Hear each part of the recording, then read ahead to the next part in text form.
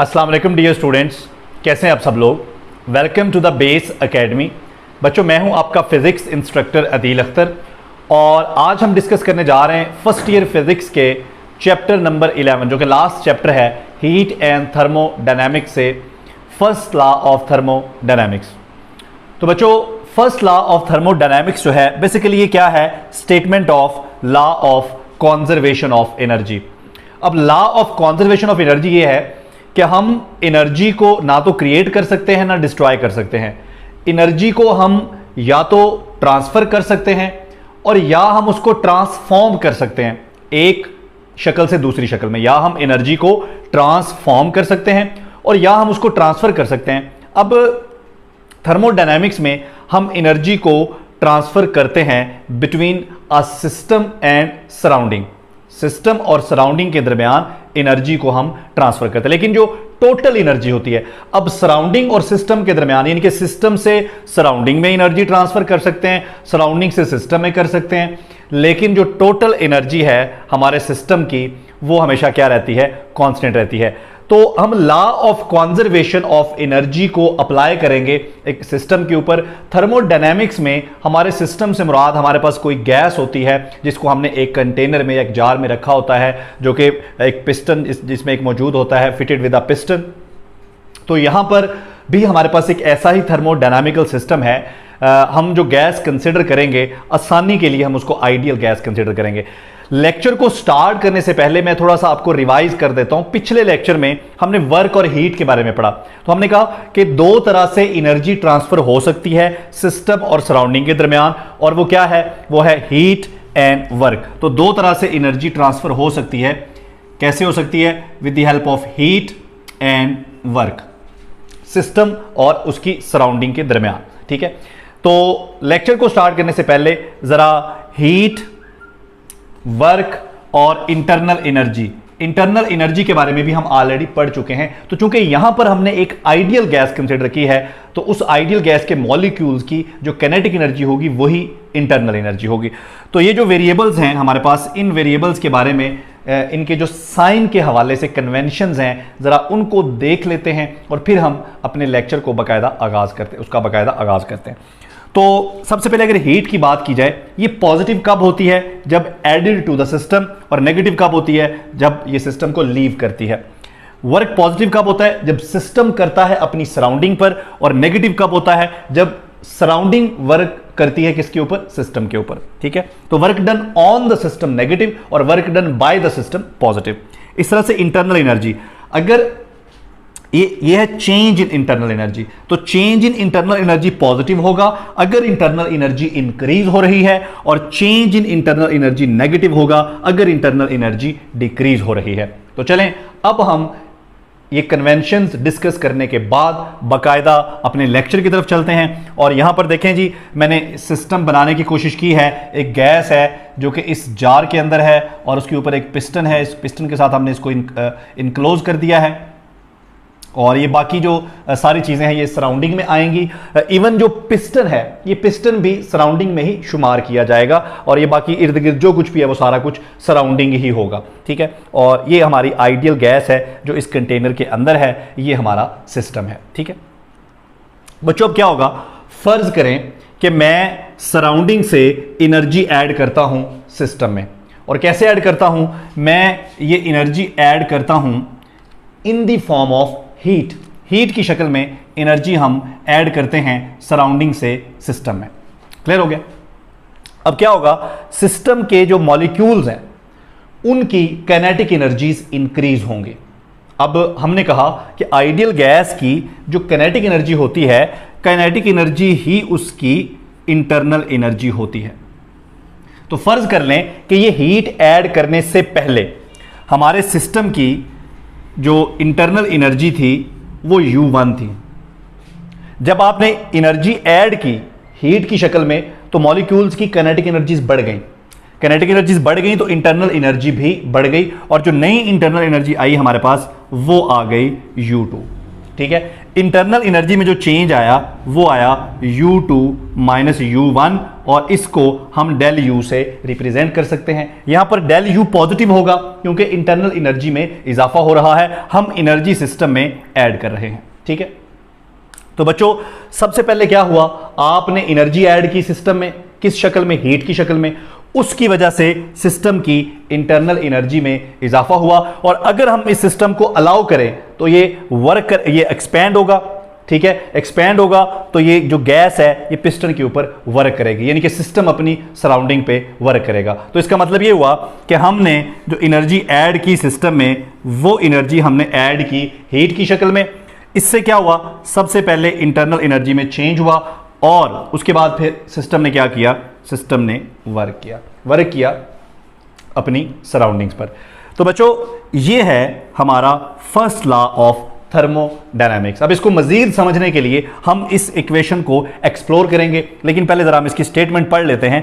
When heat energy या heat is added to a system, ठीक है, this energy appears as increase in internal energy of the system plus work done by the system on its surrounding, और ये है इसकी mathematical form. ठीक है बच्चों, अब इसको हम डिफरेंट तरह से डिस्कस कर सकते हैं। तो आइए ज़रा इस इक्वेशन को थोड़ा सा हम अंडरस्टैंड करने की कोशिश करते हैं और जो कॉन्जर्वेशन ऑफ एनर्जी वाला कॉन्सेप्ट है वो ज़रा अप्लाई करते हैं। बच्चों हमने कहा कि Q is equal to del U plus W। अब फर्ज करें कि सिस्टम जो है वो वर्क नहीं कर रहा। अगर सिस्टम वर्क नहीं कर रहा तो W 0 हो जाएगा और Q जो है ये बराबर आएगा डेल U। इसका मतलब है अगर आपने सिस्टम में एनर्जी ऐड की है और सिस्टम वर्क नहीं कर रहा तो वो सारी एनर्जी कहां चली गई है, वो सारी एनर्जी सिस्टम की इंटरनल एनर्जी को इंक्रीज करने में खर्च हो गई। ठीक है, इसकी वजह से क्या होगा, सिस्टम का जो टेम्परेचर है, अगर इंटरनल एनर्जी इंक्रीज होगी तो टेम्परेचर विल आल्सो इंक्रीज। और फर्ज करें कि हमने हीट ऐड की है और हीट ऐड करने से या एनर्जी ऐड करने से सिस्टम की इंटरनल एनर्जी में कोई चेंज नहीं हुआ, तो उस सूरत में क्या होगा, उस सूरत में Q बराबर आ जाएगा W के, यानी कि जितनी भी आपने हीट एनर्जी ऐड की है in the form of heat, उस सारी एनर्जी से सिस्टम ने क्या कर लिया है, वर्क कर लिया। ठीक है बच्चों, इस इक्वेशन को लिखने का एक और अंदाज भी है, एक और तरीका भी है, ज़रा हम उसको भी देख लेते हैं। ये मैं अब अरेज कर देता हूँ स्टेटमेंट को, क्योंकि हमने स्टेटमेंट को पढ़ लिया है। तो अब इस इक्वेशन को डिस्कस करने का एक और तरीका भी है, और वो ये है कि हमने कहा कि Q is equal to del U plus W। बच्चों मैं डेल U को यहाँ पे रखता हूँ और ये जो W है प्लस हो रहा है, यहाँ पे आके क्या हो गया, minus. So del U is equal to Q minus W। अब ज़रा मैं इन दोनों वेरिएबल्स को ब्रैकेट कर देता हूँ ताकि, अब देखें हालांकि ये दोनों वेरिएबल्स हो माइनस ही रहे हैं लेकिन ये वर्क है पॉजिटिव। पॉजिटिव कैसे है, क्योंकि ये वो वर्क है जो सिस्टम कर रहा है। ठीक है, अब इस इक्वेशन का क्या मतलब, इस इक्वेशन का मतलब है कि अगर आपने हीट एनर्जी ऐड की है सिस्टम के अंदर, अगर आपने एनर्जी ऐड की है हीट की शक्ल में, ठीक है, तो क्या होगा, सिस्टम वर्क करेगा। अब जितना वर्क करेगा सिस्टम, उतनी एनर्जी टोटल एनर्जी में से माइनस कर दें, यानी कि आपने जो एनर्जी ऐड की वो क्या है, Q, उसमें से वो एनर्जी माइनस कर दें जो सिस्टम ने वर्क करने के लिए यूज की, तो जो बाकी एनर्जी बची उससे क्या होगा, उससे इंटरनल एनर्जी इंक्रीज हो जाएगी।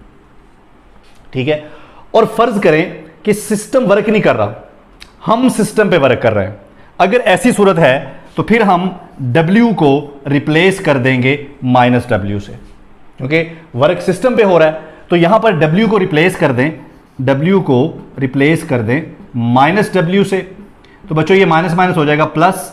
तो ये इक्वेशन कुछ इस शक्ल में आ जाएगी, del U is equal to Q plus W। अब इस इक्वेशन का क्या मतलब है, इसका मतलब है कि अगर आप इंटरनल एनर्जी को चेंज करना चाहते हैं, या फर्ज कर लें कि अगर आप इंटरनल एनर्जी को इंक्रीज करना चाहते हैं, आपके पास दो तरीके हैं। पहला तरीका, आप एनर्जी ऐड करें in the form of heat, और दूसरा तरीका आप सिस्टम पे वर्क करें। दो तरीके से आप सिस्टम की इंटरनल एनर्जी को इंक्रीज कर सकते हैं। अब इसकी जो स्टेटमेंट है फिजिकल मतलब उसका ये बन गया।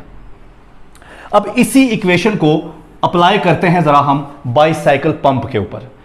यहां से हमने ये बात सीख ली कि अगर हम किसी भी सिस्टम की इंटरनल एनर्जी बढ़ाना चाहते हैं, अब इंटरनल एनर्जी बढ़ेगी तो टेम्परेचर भी बढ़ेगा। अगर हम इंटरनल एनर्जी बढ़ाना चाहते हैं, हमारे पास दो तरीके हैं, हम उस पर वर्क करके भी बढ़ा सकते हैं और हम उसमें एनर्जी ऐड करके हीट की शक्ल में भी बढ़ा सकते हैं। तो इस इक्वेशन को जरा बाईसाइकिल पंप के ऊपर अप्लाई करते हैं। ठीक है, अब ये बाईसाइकिल पंप आप सबने देखा हुआ है, एक सिलेंडर होता है जिसके अंदर एयर है, ये इसका वो पंप है, पिस्टन जो है वो पंप का काम कर रहा है। अच्छा, हमने ये जो इसकी आउटलेट पाइप है इसको आगे से ब्लॉक कर दिया है ताकि एयर जो है वो अंदर ट्रैप हो जाए, और यहां पर जहां से ब्लॉक किया है वहां पर हमने एक थर्मोकपल कनेक्ट कर दिया है और थर्मोकपल को आगे वोल्ट मीटर के साथ कनेक्ट कर दिया, मिली वोल्ट मीटर के साथ। तो जो थर्मोकपल जो है ये टेम्परेचर चेंजेस को कन्वर्ट कर देता है, किसमें? थर्मोकपल टेम्परेचर चेंजेस को कन्वर्ट कर देता है वोल्टेज में। अब क्या होगा, जब हम पंप करेंगे इस गैस को, ये एयर को जो इसके अंदर इनक्लोज है, जब इसको पंप करेंगे तो पंप करने से हम सिस्टम पर वर्क कर रहे हैं। अब सिस्टम पर वर्क करने की वजह से सिस्टम की इंटरनल एनर्जी बढ़ेगी। इस इक्वेशन के मुताबिक इंटरनल एनर्जी बढ़ेगी। ठीक है, अब अगर इंटरनल एनर्जी बढ़ेगी तो टेम्परेचर भी बढ़ेगा। ठीक है, यहां पर हमने थर्मोकपल अटैच कर दिया इसको ब्लॉक करके यहां से, तो थर्मोकपल हमें बताएगा कि टेम्परेचर इंक्रीज हो रहा है, और वो जो टेम्परेचर इंक्रीज हुआ है उसको ये कन्वर्ट कर देगा वोल्ट मीटर उसमें वोल्टेजेस में, और यहां जो वोल्ट मीटर है इसका पॉइंटर हमें डिफ्लेक्शन देगा, जिससे ये कंफर्म हो जाएगा कि वोल्टेज प्रोड्यूस हो रहे हैं। बहुत थोड़े से ही, लेकिन कंफर्म हो जाएगा कि यहां पर फर्स्ट लॉ ऑफ थर्मोडायनामिक्स जो है वो अप्लाई हो रहा है। इसके अलावा जो ह्यूमन मेटाबॉलिज्म है, human metabolism is a very good example. Again, human metabolism is very good example of first law of thermodynamics. Human metabolism को स्टडी करने के लिए हम इस वाली फॉर्म को जरा अप्लाई करते हैं, जो कि हमारे पास है del U is equal to Q minus W. यहां पर वर्क सिस्टम कर रहा है, ठीक है, और यहां पर इस फॉर्म में सिस्टम पर वर्क किया जा रहा है, ये भी याद रखना है। इस शक्ल में ये जो इक्वेशन है यहां का, इसका मतलब है कि हमने वर्क को माइनस डब्ल्यू से रिप्लेस किया तो सिस्टम पर वर्क किया जा रहा है, और यहां सिस्टम वर्क कर रहा है क्योंकि ये वाली फॉर्म जो है यहां से आई है। अच्छा बच्चों, फर्ज कर लें, अब ये ह्यूमन मेटाबॉलिज्म क्या है? ह्यूमन मेटाबॉलिज्म ये है कि आप देखें, हम मुख्तलिफ काम करते हैं, दौड़ते हैं, उठते हैं, पढ़ते हैं, सोते हैं, भागते हैं, भारी चीज़ें उठाते हैं, तो जितने भी हम वर्क कर रहे होते हैं ना, जितने भी हम काम कर रहे होते हैं, उन सब में हम एनर्जी खर्च कर रहे होते हैं, हमारी एनर्जी खर्च हो रही होती है। अब एनर्जी खर्च हो रही होती है तो ये एनर्जी आ कहाँ से रही होती है? इसके अलावा आपको पता है कि हमारी बॉडी में मुसलसल जो पुराने सेल है वो टूट रहे होते हैं, डेड हो रहे होते हैं, उनकी जगह नए सेल बॉडी प्रोड्यूस कर रही होती है। तो इन सारे कामों के लिए हमारी बॉडी को क्या चाहिए? एनर्जी चाहिए। ठीक है, और साथ साथ हमारी बॉडी ने टेम्परेचर को भी क्या करना है? मेंटेन करना है। तो बच्चों फर्ज करें ये मैं क्यू यहां से उड़ा देता हूं। अब फर्ज करें कि आप वर्क किए जा रहे हैं और एनर्जी आपको कहीं से मिल नहीं रही, तो ये इक्वेशन कैसी बन जाएगी? ये बन जाएगी del U is equal to minus W, यानी कि आप वर्क किए जा रहे हैं, कहीं से एनर्जी ले नहीं रहे। इसका मतलब है डेल यू अगर माइनस डब्ल्यू के बराबर है तो इसका मतलब है कि आपकी जो इंटरनल एनर्जी है बॉडी की वो क्या हो रही है? वो डिक्रीज हो रही है। अगर इंटरनल एनर्जी डिक्रीज हो रही है तो आपका बॉडी टेम्परेचर क्या हो रहा है? डिक्रीज हो रहा है। लेकिन आप देखते हैं कि बॉडी टेम्परेचर जो है वो मेंटेन रहता है। अब ये बॉडी टेम्परेचर मेंटेन कैसे रहेगा? जब आप खाना खाते हैं, फूड या दूसरी चीजें खाते पीते हैं, तो उनसे क्या मिलता है? उनसे मिलता है आपको एनर्जी। अब वो एनर्जी से आप वर्क भी करते हैं और अपना टेम्परेचर या इंटरनल एनर्जी को मेंटेन भी करते हैं। तो इसका मतलब है कि ये फूड और ये चीज़ें खाना पीना हमारे लिए क्यों ज़रूरी है, और आपने देखा कि यहां फर्स्ट लॉ किस तरह से इस्तेमाल हो रहा है। समझ आ गई बात की? तो बच्चों, इसके साथ ही हमारा first law of thermodynamics complete हो गया। उसकी हमने कुछ एग्जाम्पल देखी, कुछ हमने इक्वेशंस को के फिजिकल मीनिंग समझने की कोशिश की, उसकी फिजिकल सिग्निफिकेंस समझने की कोशिश की। तो नेक्स्ट लेक्चर में इंशाल्लाह मिलेंगे हम with the applications of first law of thermodynamics. Thank you, अल्लाह हाफिज़।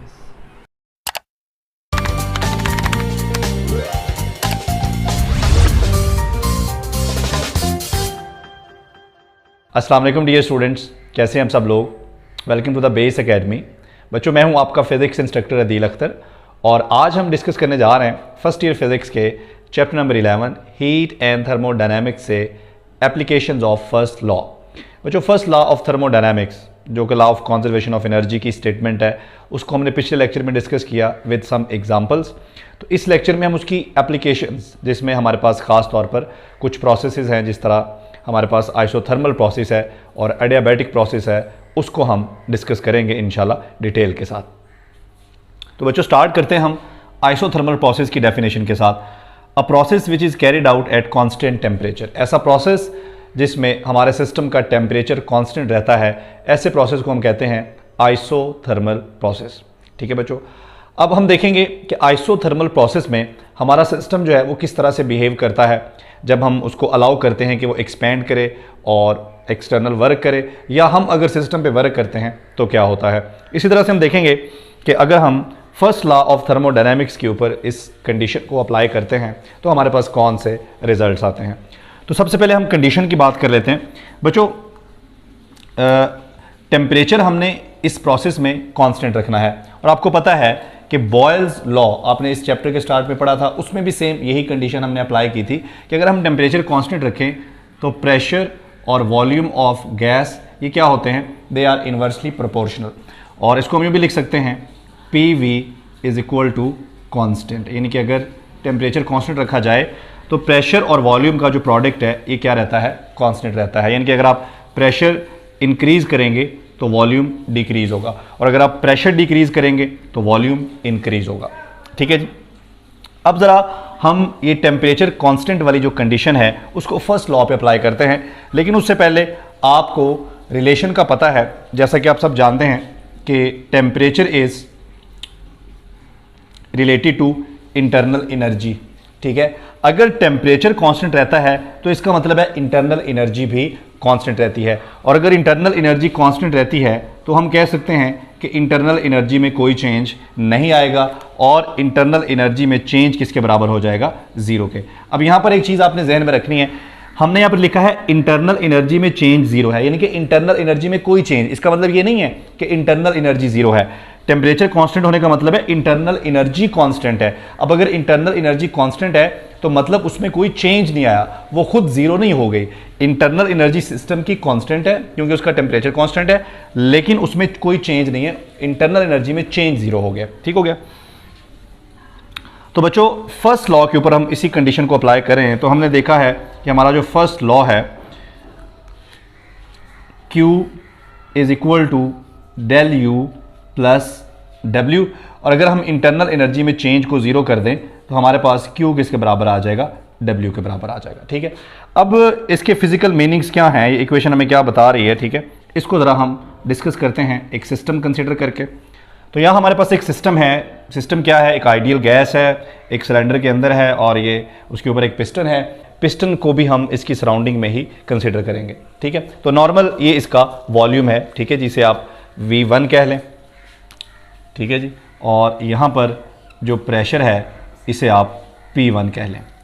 अब अगर हम अलाउ करते हैं इस गैस को कि गैस एक्सपेंड करे तो क्या होगा, गैस मॉलिक्यूल्स जो हैं वो अपनी सराउंडिंग पे वर्क करेंगे, यानी कि वो पिस्टन के ऊपर वर्क करेंगे।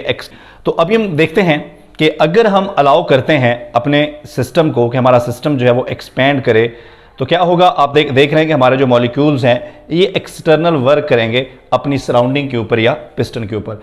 तो जैसा कि हमने पढ़ा हुआ है कि work done by the system is positive and work done on the system is negative. बच्चों अब हमारा सिस्टम जो है वो वर्क कर रहा है अपने पिस्टन के ऊपर या अपनी सराउंडिंग। अब जब वो वर्क कर रहा है तो ऑब्वियसली वो इंटरनल एनर्जी को खर्च कर रहा है। अगर हमारा सिस्टम इंटरनल एनर्जी को खर्च करेगा तो ऑब्वियसली उसकी इंटरनल एनर्जी में कमी आएगी। अगर इंटरनल एनर्जी में कमी आएगी तो उसके टेम्परेचर में कमी आएगी। लेकिन हमने तो कहा है कि ये जो प्रोसेस है ये कांस्टेंट टेम्परेचर पे होना है। तो इसका मतलब है कि हम जो हीट यहाँ पर प्रोवाइड कर रहे हैं सिस्टम क्या कर रहा है, सिस्टम उस सारी एनर्जी को इस्तेमाल कर रहा है वर्क करने में, और इस तरह से कोई भी एनर्जी उसकी इंटरनल एनर्जी को इंक्रीज करने के लिए मौजूद नहीं है। तो जितनी भी आपने एनर्जी प्रोवाइड की है in the form of heat, उस सारी एनर्जी को सिस्टम यूज कर लेगा वर्क करने में। इस तरह से उसकी जो इंटरनल एनर्जी है उसमें कोई चेंज नहीं आएगा, इंटरनल एनर्जी जो है उसकी वो कांस्टेंट रहेगी। तो बच्चों इसे कहते हैं आइसोथर्मल एक्सपेंशन, यानी कि सिस्टम एक्सपैंड भी किया उसने, सिस्टम का वॉल्यूम इंक्रीज हुआ, ठीक है, हमारे सिस्टम ने एक्सटर्नल वर्क किया, लेकिन आपने जो भी उसे एनर्जी प्रोवाइड की है, आपने जो भी एनर्जी उसे प्रोवाइड की है हीट की शक्ल में, ठीक है, उस सारी एनर्जी को उसने इस्तेमाल कर लिया है एक्सटर्नल वर्क करने में, इसलिए उसकी इंटरनल एनर्जी में कोई चेंज नहीं आया।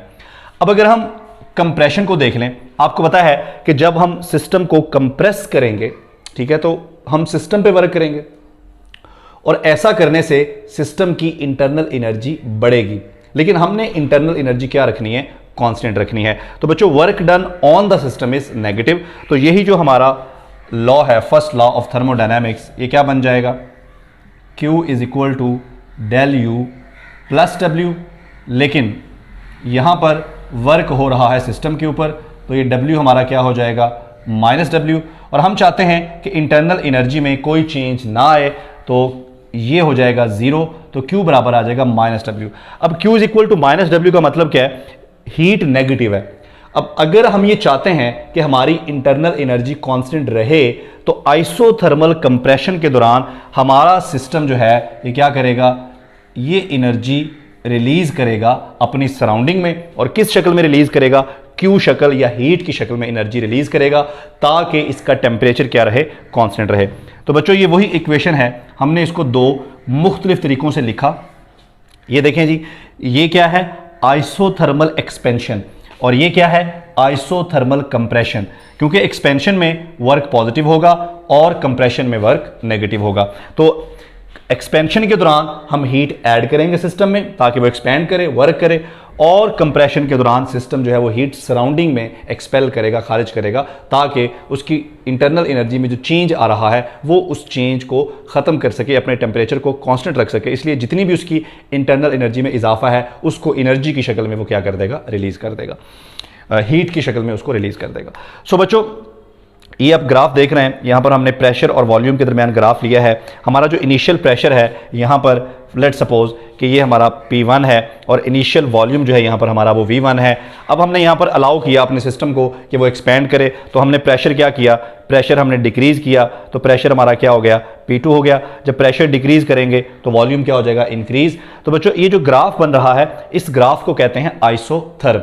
चूंकि हमने सिस्टम में हीट ऐड करनी होती है या सिस्टम से हीट रिमूव करनी होती है, इसके लिए थोड़ा टाइम चाहिए होता है, इसलिए हम ये जो आइसोथर्मल प्रोसेसेस हैं इनको हम कैरी आउट करते हैं बहुत स्लोली, आहिस्ता आहिस्ता, ठीक है, ताकि इतना टाइम मिल सके कि हम हीट ऐड कर सकें या हीट रिमूव कर सकें, ठीक है। इसलिए आप देख रहे हैं कि ये जो प्रोसेस है, ये इसमें यहाँ पर आपको देखें, यहाँ पर शार्प जो है वो स्लोप अगर आप बनाए तो शार्प स्लोप आपको नहीं मिलेगी, ठीक है। तो इसका मतलब है कि ये प्रोसेस जो है थोड़ा सा स्लो किया जा रहा है ताकि हमें इतना टाइम मिल सके कि हम हीट ऐड या रिमूव कर सकें। तो बच्चों ये है हमारा फर्स्ट लॉ ऑफ थर्मोडायनामिक्स की first application, and that is isothermal process. तो अभी हम डिस्कस करते हैं एडियाबैटिक प्रोसेस। जी बच्चों, तो अभी हम डिस्कस करने जा रहे हैं एडियाबैटिक प्रोसेस। बच्चों एडियाबैटिक का जो लफ्जी मतलब होता है वो होता है कैन नॉट क्रॉस। एडियाबैटिक का मतलब होता है जी कैन नॉट क्रॉस। ये ऐसा प्रोसेस है जिसमें हीट ना तो सिस्टम में एंटर होती है और ना सिस्टम से लीव कर सकती है, यानी कि हमने अपने सिस्टम को आइसोलेट कर देना है उसकी सराउंडिंग से, ताकि उसके और सराउंडिंग के दरमियान जो एनर्जी ट्रांसफ़र है वो ना हो सके। तो इस प्रोसेस की जो कंडीशन है, जिस तरह हमने आइसोथर्मल प्रोसेस में पढ़ा, तो यहाँ पर जो हमारे पास कंडीशन है वो है PV gamma is equal to constant, और यहाँ पर गैमा जो है ये रेशो है Cp और Cv का। Cp specific heat at constant pressure और Cv specific heat at constant volume, जिसको हमने आगे चल के डिस्कस करना है। अगर हम कह रहे हैं कि हमने ना तो हीट को सिस्टम में एंटर होने देना है और ना लीव करने देना है, इसका मतलब है कि हीट की एंट्री बंद हो गई, सो Q इज इक्वल टू 0। अगर हम इसको अप्लाई करते हैं अपने फर्स्ट लॉ ऑफ थर्मोडायनामिक्स के ऊपर, तो उसमें हमने पढ़ा था, हमारे पास एक ये भी फॉर्म थी फर्स्ट लॉ की, del U is equal to Q minus W. तो Q यहाँ पे 0 हो गया, तो del U is equal to minus W. तो चेंज इन इंटरनल एनर्जी जो है ये क्या है, नेगेटिव है। कब नेगेटिव है, ज़रा इसको समझने की कोशिश करते हैं। सबसे पहले हम एडियाबैटिक एक्सपेंशन देखते हैं। हम सिस्टम को अलाउ करते हैं कि वो एक्सपैंड करे एडियाबैटिकली। आपने कोई हीट ऐड नहीं करनी, एडियाबैटिकली वो एक्सपैंड कर रहा है। अब देखें, हम तो कोई एनर्जी ऐड नहीं कर रहे सिस्टम में, सिस्टम वर्क भी कर रहा है। सो वो कैसे वर्क कर रहा है, अपनी इंटरनल एनर्जी को खर्च कर रहा है। जब इंटरनल एनर्जी को खर्च कर रहा है तो इंटरनल एनर्जी डिक्रीज होगी, तो इसका मतलब है कि del U is equal to minus W. का मतलब है कि सिस्टम वर्क कर रहा है at the cost of its own internal energy, अपनी इंटरनल एनर्जी को खर्च करके वो वर्क कर रहा है, इसलिए उसकी इंटरनल एनर्जी क्या होगी, डिक्रीज होगी, और उसका टेम्परेचर भी डिक्रीज होगा। चूंकि ये प्रोसेस अब एडियाबैटिक है, इसमें टेम्परेचर कांस्टेंट नहीं है, इसलिए टेम्परेचर डिक्रीज भी होगा और इंक्रीज भी होगा। इसी तरह से अगर हम बात करें एडियाबैटिक कंप्रेशन की, तो कंप्रेशन में क्या करेंगे, हम सिस्टम को जो है वो कंप्रेस करेंगे एडियाबैटिकली। आपको पता है कि जब वर्क डन करते हैं हम सिस्टम के ऊपर, तो हमारा वर्क जो है वो क्या होता है, नेगेटिव होता है। इसका मतलब है कि हम W को रिप्लेस करेंगे माइनस W से, तो हमारा ये इक्वेशन जो है डेल यू वाली, ये कुछ यूं बन जाएगी, del U is equal to minus, तो यहां पर जो W है इसको रिप्लेस कर दें माइनस W से, क्योंकि अब सिस्टम पर वर्क किया जा रहा है और ये वर्क हमारा नेगेटिव होगा। तो बच्चों ये आ जाएगा del U is equal to W। इसका मतलब है कि अगर हम सिस्टम पे वर्क करेंगे, उसको कंप्रेस करेंगे, तो उसकी इंटरनल एनर्जी जो है वो बढ़ेगी। इंटरनल एनर्जी बढ़ेगी तो ये देखें इंटरनल एनर्जी पॉजिटिव है, उसमें इंक्रीज आ रहा है। यहां पर इंटरनल एनर्जी नेगेटिव है, वो डिक्रीज हो रही है। क्लियर हो गया बच्चों? तो ये है एडियाबैटिक एक्सपेंशन एंड कंप्रेशन। अगर आप एडियाबैटिक का पीवी डायग्राम बनाएं या पीवी ग्राफ बनाएं, तो आप देख रहे हैं कि ये जो रेड लाइन है ये एडियाबैटिक प्रोसेस को शो कर रही है। अब देखें ये रैपिड हो रहा है, इसका मतलब है कि एडियाबैटिक प्रोसेस जो है ये रैपिड किए जाते हैं, तेजी से किए जाते हैं। क्यों किए जाते हैं? ताकि हम हीट को ट्रैप कर सकें सिस्टम के अंदर। तो हीट को ट्रैप करने के लिए हम एडियाबैटिक एक्सपेंशन भी तेजी से करते हैं, ठीक है जी, और कंप्रेशन भी तेजी से करते हैं। क्लियर हो गया? तो बच्चों इस ग्राफ को बोलते हैं एडियाबैट, और ये देखें ये जो ग्राफ है ये आइसोथर्मल प्रोसेस को शो कर रहा है, इसको हम कहते हैं आइसोथर्म।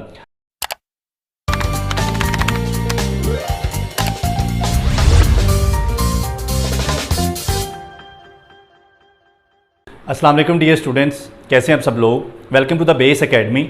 बच्चों मैं हूं आपका फिजिक्स इंस्ट्रक्टर अदील अख्तर, और आज हम डिस्कस करने जा रहे हैं फर्स्ट ईयर फिजिक्स के chapter number 11 heat and thermodynamics से मोलर स्पेसिफिक हीट। बच्चों हम सबसे पहले स्पेसिफिक हीट और मोलर स्पेसिफिक हीट में फ़र्क करेंगे, फिर हम इसकी डेफिनेशन करेंगे और फिर हम चलेंगे एक्सप्लेनेशन की तरफ। और इस लेक्चर में हम ये भी प्रूव करेंगे कि मोलर स्पेसिफिक हीट और एट कांस्टेंट प्रेशर और molar specific heat at constant volume, उनका जो डिफरेंस होता है वो बराबर होता है रियल गैस कांस्टेंट के, यानी कि Cp minus Cv is equal to R भी हम यहाँ पे प्रूव करेंगे। तो बच्चों स्पेसिफिक हीट जो होती है वो किसी भी मटेरियल के लिए हो सकती है, ठीक है, वो सॉलिड के लिए भी होती है, लिक्विड के लिए भी होती है, वो गैसेस के लिए भी होती है। जो सिंपल स्पेसिफिक हीट है, स्पेसिफिक हीट हो या मोलर स्पेसिफिक हीट हो, कॉन्सेप्ट सेम है। कॉन्सेप्ट क्या है कि किसी भी शय के एक फिक्स अमाउंट का टेम्परेचर 1 डिग्री या 1 केल्विन तक राइज करने के लिए, बढ़ाने के लिए हमें जितनी हीट एनर्जी रिक्वायर्ड होती है उसे हम कहते हैं स्पेसिफिक हीट। अब स्पेसिफिक हीट सिंपली ये थी कि किसी भी शय के 1 किलोग्राम मैस का टेम्परेचर 1 केल्विन या 1 डिग्री तक बढ़ाने के लिए आपको जितनी हीट एनर्जी रिक्वायर्ड होती है उसे हम कहते हैं स्पेसिफिक हीट। लेकिन प्रॉब्लम ये आती है कि अगर आप मुख्तलिफ चीज़ें लेते हैं, मुख्तलिफ अशिया लेते हैं, तो उनके 1 किलोग्राम में जो मॉलिक्यूल्स की तादाद है वो मुख्तलिफ होती है। लेकिन अगर हम बजाय किलोग्राम के मोल को यूज़ करना शुरू करें, तो आपको पता है कि मोल आप किसी भी शय का ले लें, ठीक है, किसी भी सब्सटेंस का ले लें, 1 मोल में मॉलिक्यूल की तादाद बराबर होती है, चाहे आपका मोल किसी भी शय से उसका ताल्लुक हो, ठीक है, चाहे सॉलिड से हो, लिक्विड से हो, गैस हो, जैसे भी हो, ठीक है। 1 मोल किसी भी शय का लेंगे तो 1 मोल में जो मॉलिक्यूल्स की तादाद है वो बराबर होगी। इसीलिए हमने कॉन्सेप्ट इंट्रोड्यूस करवाया मोलर स्पेसिफिक हीट, ठीक है। तो स्टार्ट करते हैं हम इसकी डेफिनेशन से। हीट एनर्जी, आपको पता है कि हीट जो है वो एनर्जी को ही कहते हैं, ट्रांसफर ऑफ एनर्जी।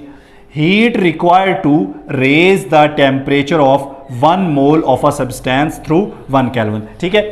किसी भी शय के 1 मोल मैस का टेम्परेचर 1 केल्विन या 1 डिग्री तक राइज करने के लिए हमें जितनी हीट एनर्जी रिक्वायर्ड होती है उसे हम कहते हैं मोलर स्पेसिफिक हीट। ठीक है बच्चों, अगर हम बात करें सॉलिड की या लिक्विड की, तो जब हम उसमें हीट एनर्जी ऐड करते हैं तो जाहिर बात है कि इंटरनल एनर्जी में चेंज आता है, वॉल्यूम में चेंज आता है, ठीक है, एक्सटर्नल वर्क भी होता है। तो अगर हम ये जो वॉल्यूम और प्रेशर चेंजेस हैं सॉलिड्स या लिक्विड्स में, ठीक है, ये चेंजेस बहुत ज़्यादा सिग्निफिकेंट नहीं होते। ठीक है, ये नहीं कि इन चेंजेस को हम निगलेक्ट कर सकते हैं। लेकिन अगर बात की जाए गैस की, तो गैस में ऐसा करना पॉसिबल नहीं है। फ़र्ज़ करें कि मेरे पास ये एक जार है और इसके अंदर ये गैस के मॉलिक्यूल्स हैं। अगर मैं इसमें हीट एनर्जी ऐड करूंगा तो गैस मॉलिक्यूल्स की इंटरनल एनर्जी बढ़ेगी और ये अपनी सराउंडिंग पर यानी कि पिस्टन पर वर्क करेंगे और वॉल्यूम भी गैस का इंक्रीज होगा। अब गैसेस के अंदर ये जो वॉल्यूम में चेंज है ना, ये बहुत सिग्निफिकेंट होता है। ठीक है, इतना सिग्निफिकेंट होता है कि हम इसको निगलेक्ट नहीं कर सकते। ठीक है, इस तरह जो प्रेशर चेंजेस हैं वो भी बड़े सिग्निफिकेंट होते हैं।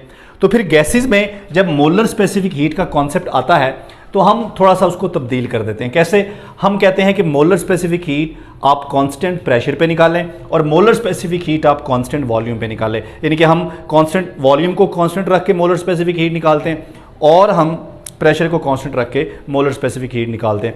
तो सबसे पहले हम molar specific heat constant volume पे बात कर लेते हैं। डेफिनेशन वही होगी, बस आपने एक फ्रेज का इजाफा करना है। वो फ्रेज कौन सी है? Eight constant volume. बाकी सारी डेफिनेशन वही होगी, सिर्फ आप आखिर में इजाफा कर देंगे कांस्टेंट वॉल्यूम, तो वो बन जाएगी specific heat at constant volume. बच्चों इसको CV से रिप्रेजेंट करते हैं और इसका फार्मूला कुछ यूँ है, heat energy is equal to NCV del T. इसमें N जो है ये मोल्स को रिप्रेजेंट कर रहा है और del T change in temperature है और CV स्पेसिफिक हीट है। लेकिन यहाँ पर नंबर ऑफ मोल्स जो हैं डेफिनेशन में अगर हमने उनको 1 रख लिया है तो ये इक्वेशन हमारे पास कुछ यूँ हो जाएगी, Q is equal to CV del T, और यहाँ से इसे आप नाम दे लें जी इक्वेशन 1 का, और यहाँ से अगर मैं CV निकालूँ तो ये मेरे पास आएगा QV ओवर डेल टी, और यहाँ पर जो नंबर ऑफ मोल्स हैं उसको हमने 1 रखा हुआ है। तो बच्चों ये है specific heat, amount of heat energy required to raise the temperature of 1 mole of a gas through 1 kelvin. ठीक है, अगर हम इसके यूनिट की बात करें तो आपको पता है कि ये हीट एनर्जी है, इसका यूनिट जो है वो जूल होगा और मोल और साथ में टेम्परेचर का यूनिट केल्विन होगा, तो ये बन जाएगा जूल पर मोल और पर केल्विन। ठीक हो, तो ये हमारे पास आ गई जी specific heat at constant volume. इसी तरह से अगर हम इसी कॉन्सेप्ट को अप्लाई करें फर्स्ट लॉ ऑफ थर्मोडायनामिक्स के ऊपर, तो आपको पता है जो फर्स्ट लॉ ऑफ थर्मोडायनामिक्स है Q is equal to del U plus W, और बच्चों W जो है ये बराबर होता है P डेल V के। अब आपको पता है कि कांस्टेंट वॉल्यूम की बात हो रही है और ये है चेंज इन वॉल्यूम। अगर वॉल्यूम कांस्टेंट है तो उसमें कोई चेंज नहीं आएगा, अगर कोई चेंज नहीं आएगा तो हमारा जो चेंज इन वॉल्यूम वाला फैक्टर है बच्चों ये 0 हो जाएगा। तो हमारे पास ये बच जाएगा QV is equal to del U, और QV की वैल्यू जो है ये हमारे पास क्या है, ये हमारे पास है CV del T is equal to del U, या आप इसको लिख लें del U is equal to CV del T। ठीक है बच्चों, अब इसको हम नाम दे लेते हैं जी, इसको नाम दे लेते हैं इक्वेशन 2 का। अब इसी तरह से हम बात कर लेते हैं एट कांस्टेंट प्रेशर। ठीक है जी, हम बात कर लेते हैं जी at constant pressure, at constant pressure. बच्चों कांस्टेंट प्रेशर के ऊपर सेम डेफिनेशन होगी, सिर्फ जहां पे एट कांस्टेंट वॉल्यूम लिखा है वहां पर हम लिख देंगे एट कांस्टेंट प्रेशर। बाकी जो ये मैथमेटिकल रिलेशन है ये भी सेम होगा, इसको भी हम ऐसे ही लिखेंगे QP is equal to NCP del T, और यहां से अगर CP निकालें तो ये हमारे पास आ जाएगा QP over N del T। और इसी कॉन्सेप्ट को अगर हम अप्लाई करें फर्स्ट लॉ ऑफ थर्मोडायनामिक्स के ऊपर, तो फर्स्ट लॉ ऑफ थर्मोडायनामिक्स के मुताबिक Q is equal to del U plus W। बच्चों अब कांस्टेंट प्रेशर पे जो वर्क डन होता है वो 0 नहीं होता, नॉन जीरो होता है, इसलिए यहाँ पर हम W को 0 नहीं करेंगे। लेकिन डेल U की वैल्यू हम पीछे निकाल चुके हैं, यहाँ पर ये देखें जी, ये किसके बराबर है, ये बराबर है CV del T plus W, और क्यू पी जो है बच्चों ये किसके बराबर है, ये बराबर है सी पी डेल टी के। एन को हमने यहाँ फिर 1 रख लिया। बच्चों हमने आइडियल गैस लॉ पढ़ा है, आइडियल गैस लॉ में हमने पढ़ा है कि P V is equal to N R T, और एन को अगर हम 1 रख लें तो हमारे पास बचेगा P V is equal to R T, और अगर मैं इसको लिख लूँ पी डेल वी तो बच्चों ये जो टी है ये हो जाएगा डेल टी। इससे आप कह दें इक्वेशन, यहाँ पे 2 था, इसे कह दें इक्वेशन 3। ठीक है, अब इक्वेशन 3 को यहाँ पे आप देखें, इसको हम लिख सकते हैं C P del T is equal to C V del T plus W. बच्चों डब्ल्यू किसके बराबर होता है, पी डेल वी, लेकिन पी डेल वी हमने क्या निकाला है, वो हमने निकाला है आर डेल टी। क्लियर हो गया। अब देखें del T del T del T, del T common आ रहा है तो डेल टी कॉमन ले लें, हमारे पास बच गया C P del T is equal to, यहाँ से डेल टी कॉमन लिया तो यहाँ बच गया हमारे पास सी पी प्लस यहाँ हमारे पास बच गया आर। बच्चों ये डेल टी दोनों साइड से ये कैंसिल हो जाएगा तो हमारे पास बचेगा C P is equal to, ठीक है जी, सॉरी यहाँ पे ये सी वी आएगा, ठीक है ये सी वी है, C P is equal to C V plus R, तो ये हो जाएगा C P minus C V is equal to R. इसका मतलब है कि दोनों स्पेसिफिक हीट्स का अगर डिफरेंस लिया जाए तो वो रियल गैस कांस्टेंट के बराबर आता है। सी पी में से माइनस करें सी वी तो आर के बराबर आता है, तो इट्स वेरी क्लियर कि सी पी जो है ये ज़्यादा है सी वी से।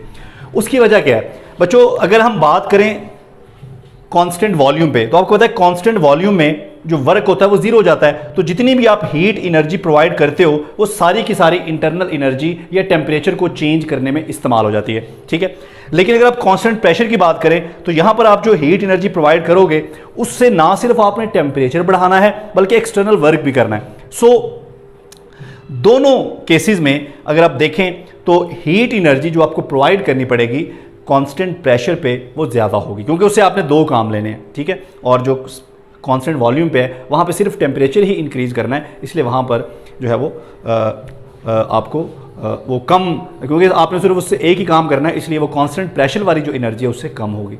तो इसके साथ ही बच्चों हमारा ये लेक्चर कंप्लीट हो गया। इसमें हमने देखा कि स्पेसिफिक हीट क्या होती है, मोलर स्पेसिफिक हीट क्या होती है, फिर स्पेसिफिक हीट कांस्टेंट वॉल्यूम पे कांस्टेंट प्रेशर पे क्या होती है, और दोनों का डिफरेंस क्या होता है। ठीक है बच्चों, पेपर में ये question as a long question भी आ सकता है और इसमें से शॉर्ट क्वेश्चन आ सकते हैं कि स्पेसिफिक हीट क्या होती है, मोलर स्पेसिफिक हीट क्या होती है, कांस्टेंट प्रेशर पे क्या होती है, कांस्टेंट वॉल्यूम पे क्या होती है, ये शॉर्ट क्वेश्चन आ सकते हैं और ये पूरा टॉपिक जो है एज अ लॉन्ग क्वेश्चन आ सकता है। थैंक यू, अल्लाह हाफिज़।